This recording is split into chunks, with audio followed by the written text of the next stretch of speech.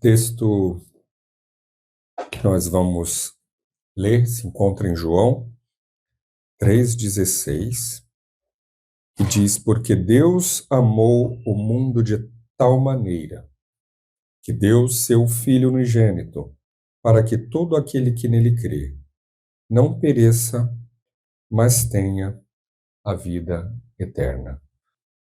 Quero dar as boas-vindas a todos vocês que permitiram utilizar suas pernas, utilizar o seu desejo, a sua força, para vir à casa do Senhor mais um sábado. O tema de hoje é: se fosse a última vez.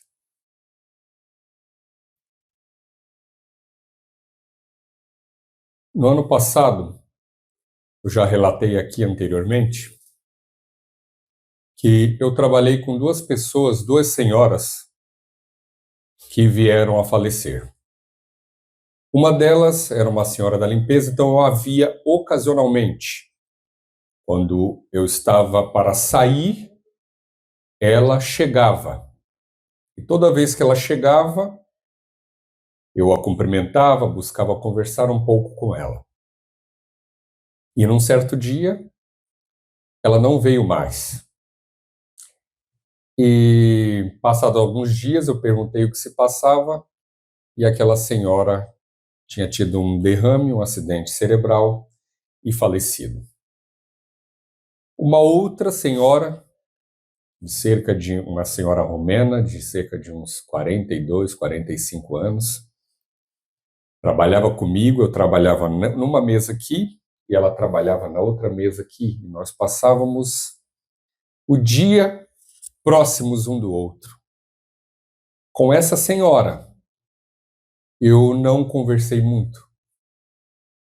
Mais uma vez, ela assinou férias, saiu, viajou para a Romênia e nunca mais voltou.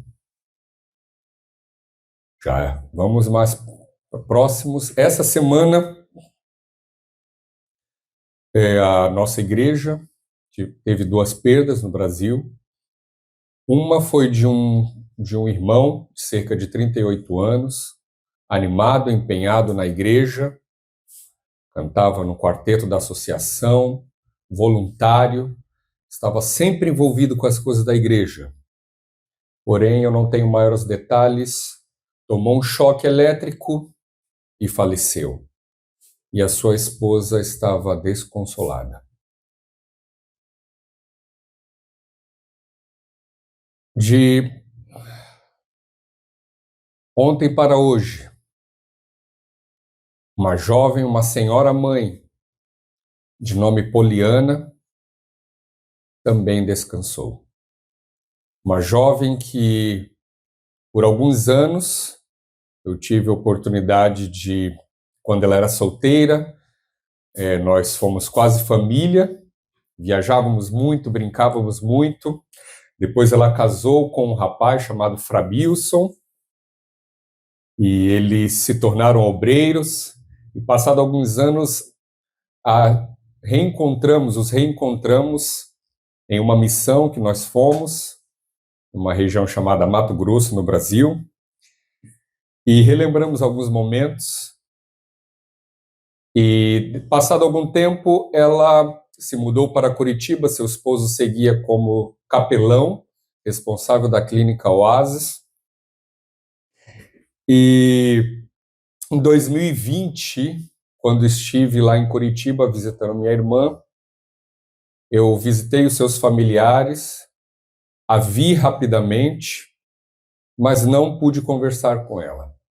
Passado algum tempo, foi diagnosticada com um câncer no coração, cancro no coração, e ela começou os tratamentos, estava com seu filho recém-nascido, e os médicos, quando detectaram o câncer, tinha cerca já de 6 a 9 centímetros, deram para ela alguns meses de vida. Mas Deus, em sua infinita misericórdia, estendeu a sua vida por alguns anos mais. E a cada luta a cada notícia que nós recebíamos dela, eu pedi para minha irmã transmitir as nossas lembranças, mas eu sentia um desejo de mandar uma mensagem pessoal para ela. Mas no meio da correria da vida eu postergava,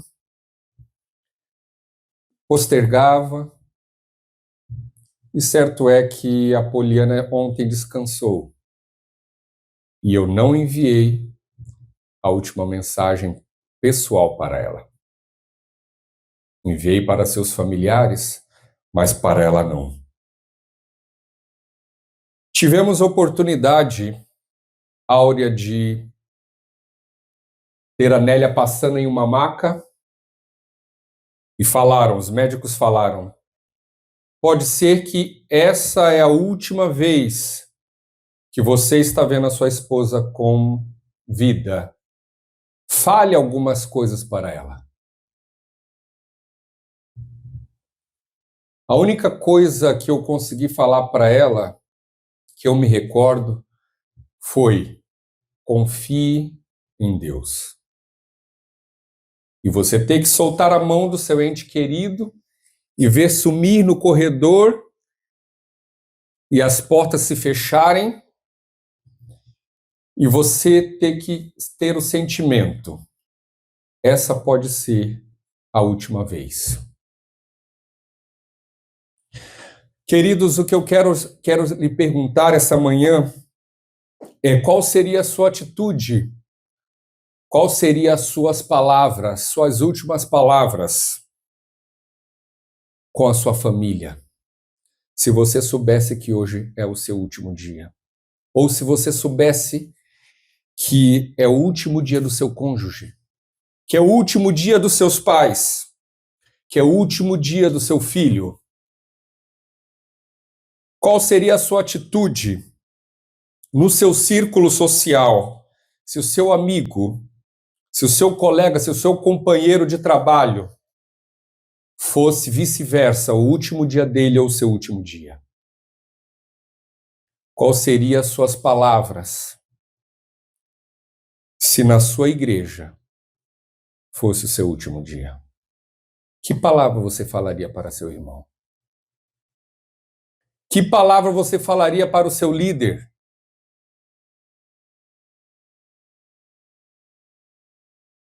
Quero continuar e fazer mais uma pergunta. Quem ama Jesus, levanta a mão. Quem ama Jesus, levanta a mão.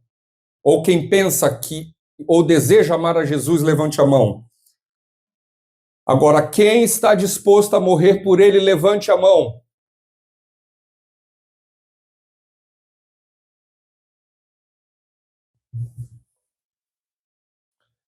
Queridos, como podemos estar dispostos a morrer por Jesus se nós não conseguimos passar provas por ele? Conseguem entender a incoerência? E conseguem entender a coerência? Jesus, ele nos conhece e ele deseja que nós estejamos preparados. Mas como nós podemos estar simbolicamente preparados para morrer por ele, se quando ele nos permite provas que são um teste, são um preparo, um exercício para algo maior?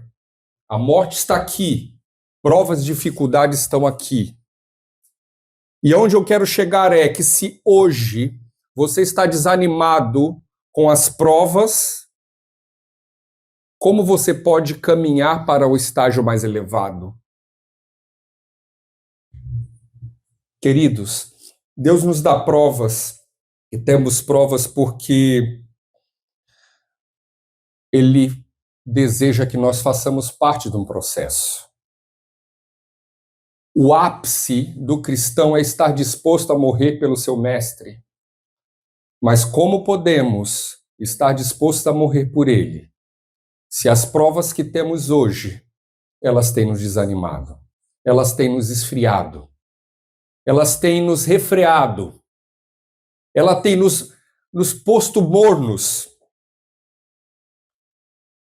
Jeremias, vamos ler alguns textos, Jeremias 20, versículo 8 a 9. As crianças sabem a história do profeta Jeremias? Jeremias foi um profeta que foi chamado para testemunhar quão próximo estava a destruição do povo que estava caminhando na desobediência. E o versículo 8 e 9 fala que ele profetizava com toda a sua força e ele se sentia sozinho. E ele fala assim, porque desde que falo, grito, clamo, violência e destruição, porque se tornou a palavra do Senhor um opróbrio e ludíbrio todo dia. A mensagem de Jeremias não era uma mensagem de esperança, não era uma mensagem doce. E o povo não queria ouvir. A mensagem dele era uma mensagem dura, de condenação. E todo mundo perseguia Jeremias. E o interessante é que no versículo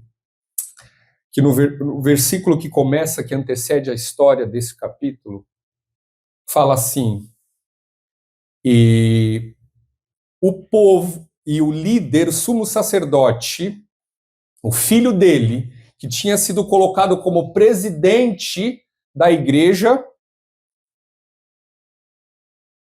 chamou Jeremias e mandou prendê-lo, maltratou ele, colocou ele no madeiro em público.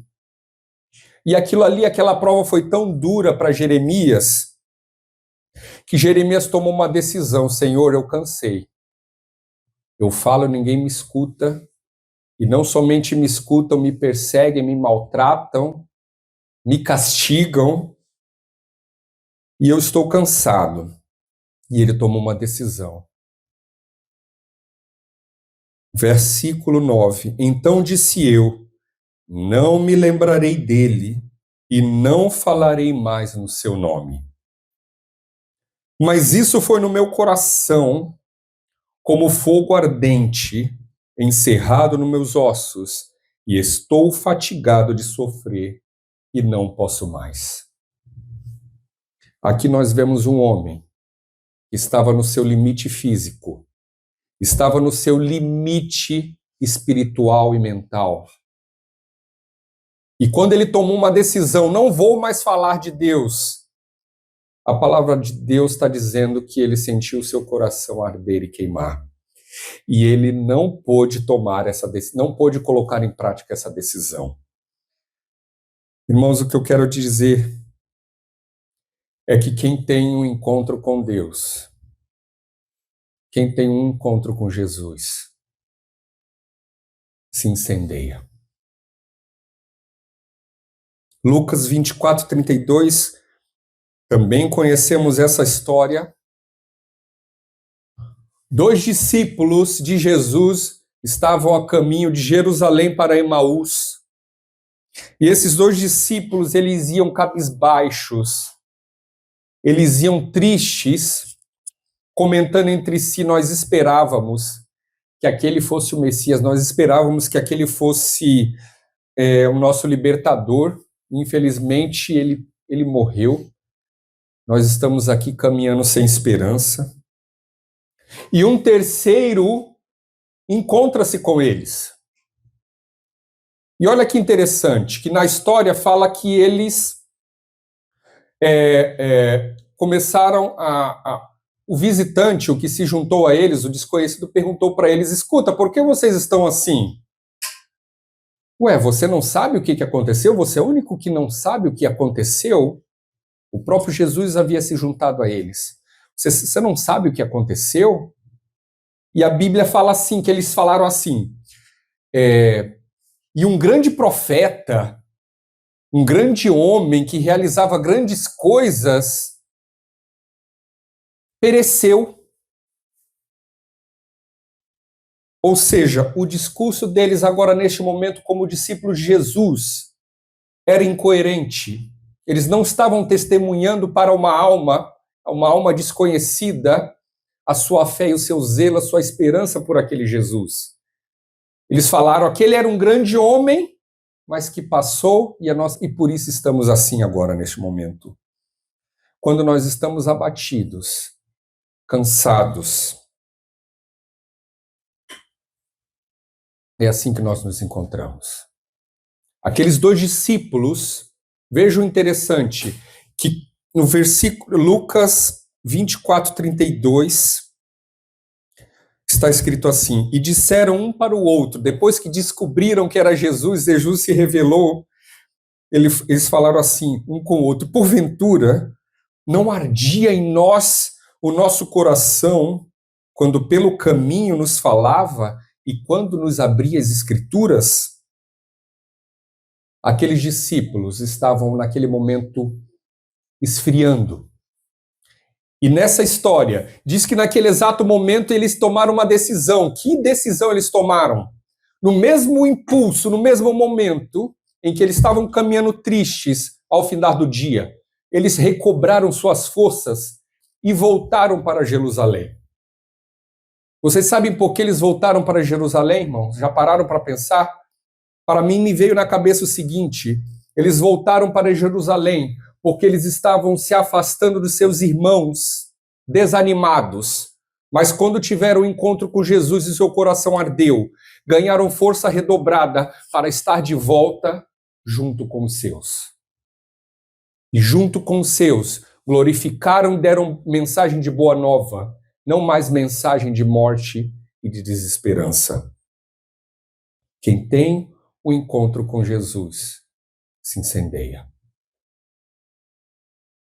Apocalipse 3, 15, 16, todos conhecemos esse versículo que diz, conheça as tuas obras, que nem és frio nem quente, quem deras fora frio ou quente. Assim, porque és morno e não és frio nem quente, vomitar-te-ei da minha boca. Se formos analisar do ponto de vista químico, quem está mais próximo de estar quente? O frio ou o morno? Quimicamente falando. O morno está mais próximo de estar quente. Mas qual é o problema, então, de estar quase quente? É que, de acordo com esse texto, qual é o único que está sendo vomitado, prometido ser vomitado da boca? É o morno, é o meio, é o quase. Irmãos, o problema de estar quase quente é que nós nem estamos frios o suficiente para que a misericórdia de Deus toque nosso coração e nós consigamos enxergar a realidade, acordar, e nem estamos quentes o suficientemente para arder e fazer valer a mensagem de esperança que Jesus nos deu. A irmã gosta de falar que o frio é aquele que reconhece que está frio. Aquele frio que não reconhece que está frio, ele está morno. Ou seja, o morno, ele está numa situação confortável. O estado da mornidão, ele é um estado confortável em que nós nem estamos como mundanos, mas também não atuamos como cristãos. Porque aquele que atua como cristão, ele atua ardendo. E o versículo, por isso que o versículo começa dizendo, conheça as tuas obras. Ou seja, estamos fazendo algo, fazemos algo, mas se Jesus não está conosco, se seu Santo Espírito não está conosco, ainda assim estamos mornos, porque está escrito que haverá um grupo que falará Mas Senhor, Senhor, fizemos em teu nome, fizemos isso, aquilo. Aparta-te de mim, não vos conheço. Atos 5:40. Desculpem, Atos dos Apóstolos 2:1. Já estamos caminhando para o final. Aqui nós temos a fórmula para o aquecimento. E cumprindo-se o dia de Pentecostes, estavam todos concordantemente no mesmo lugar. E de repente veio do céu um som, como de um vento veemente e impetuoso, e encheu toda a casa que estavam assentados. E foram vistas por eles línguas repartidas como de fogo, os quais pousaram sobre cada um deles.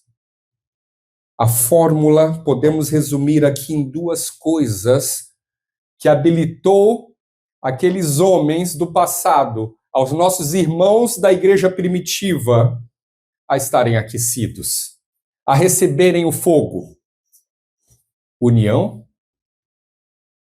e oração. União e oração. Foi que habilitou-os para queimarem por Jesus. Atos 5:40. E concordaram com ele, e chamando os apóstolos, e tendo-os açoitado, mandaram que não falassem no nome de Jesus, e os deixaram ir. Versículo 41.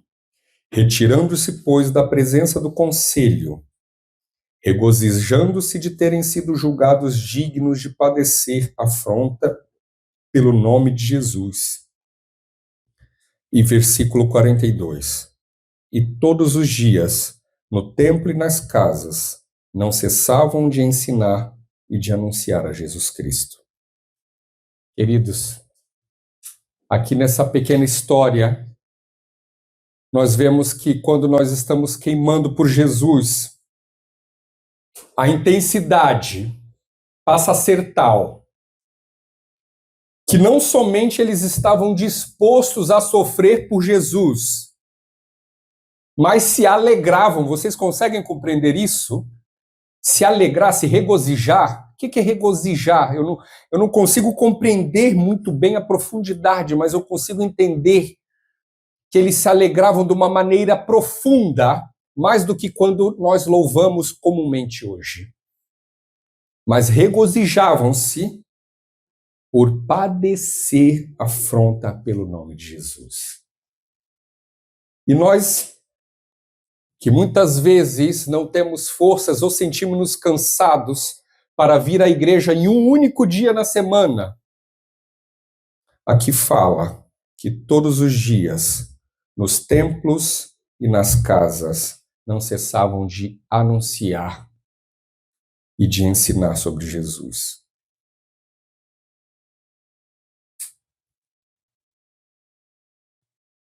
Aqui está falando sobre os discípulos.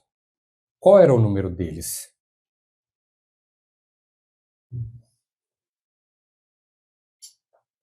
Apenas 12.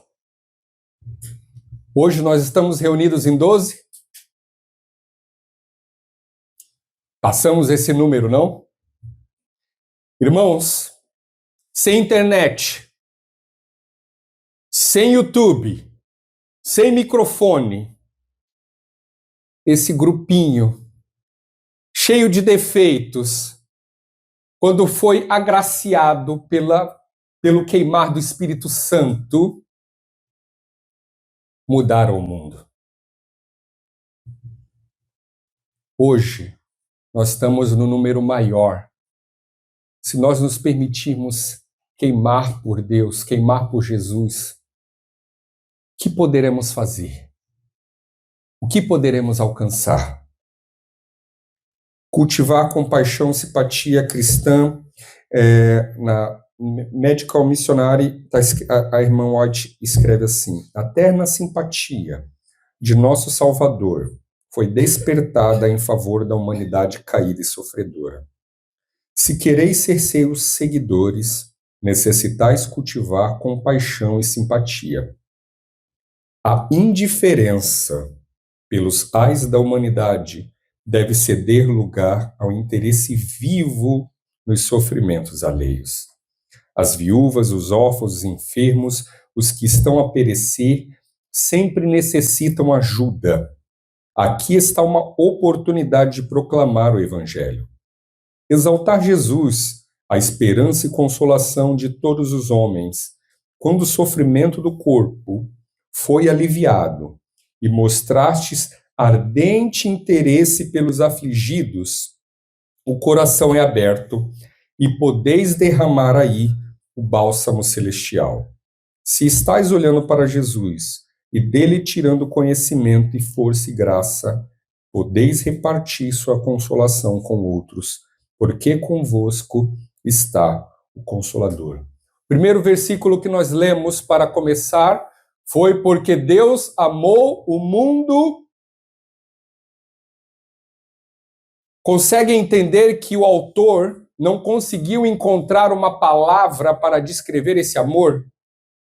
Usou uma palavra potenciadora genérica e de uma tal maneira. Irmãos, o que eu quero dizer para vocês nessa manhã é que tudo que Deus faz, Ele faz com intensidade. E se Deus não tivesse nos amado ardentemente, dessa tal maneira, Ele não teria entregado o seu único filho. Se Jesus não tivesse chorado pela humanidade, o seu coração ardeu pelo sofrimento, pela morte de seu amigo, nós não conheceríamos a ressurreição. Último versículo para terminarmos. 1 Pedro 4,12. Pedro aqui fala o seguinte: amados, não estranhei a ardente prova que vem sobre vós para vos tentar, como se coisa estranha vos acontecesse. Conseguem ver, irmãos, que mesmo em pontos positivos e mesmo em pontos negativos, nós vemos na Bíblia muita repetitiva a palavra ardente. Ardente, queimando, dando ênfase na intensidade. E o que eu quero te dizer é que se nós não ardermos mais do que as provas aqui previstas, a nossa e a tua e a minha batalha já é perdida. Conseguem compreender? Vou repetir.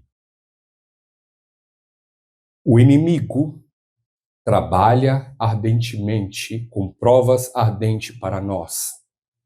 E se nós não ardermos em Deus, mais forte do que as provas já nos venceram. Então, meu desejo nesta manhã é que busquemos arder por Jesus. Olhe ao seu redor e viva como se fosse a última vez que você estivesse com seu filho, a última vez como se você estivesse com seu cônjuge, a última vez como se você estivesse com seu irmão. Que o Espírito Santo nos habilite, irmãos, para ardermos por Ele. E o impossível estará disponível para nós. Amém.